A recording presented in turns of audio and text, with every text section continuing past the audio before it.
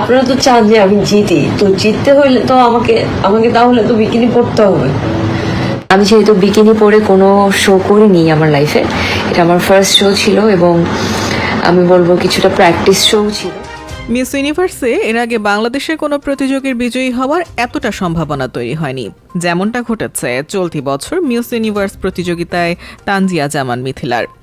বাংলাদেশের প্রতিনিধিত্ব করছেন তিনি এই প্রতিযোগিতায়। ক্যাম্পে 2 সপ্তাহ কাটিয়েছেন ইতিমধ্যে।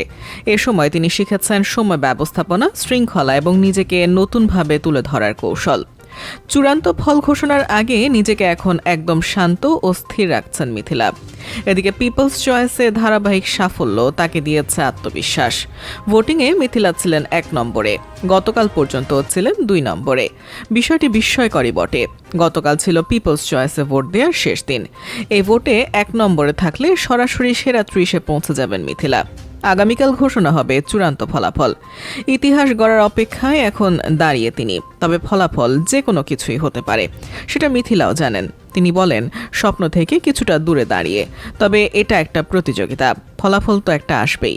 ফলাফল যাই হোক, আমি খুবই আনন্দিত এ পর্যন্ত আসতে পারে, কারণ দেশের মানুষ আমাকে যে ভালোবাসা দিয়েছে সেটা সবচেয়ে বড় পাওয়া। এই পাওয়া নিয়েই আগামীর পথ চলা শুরু করব।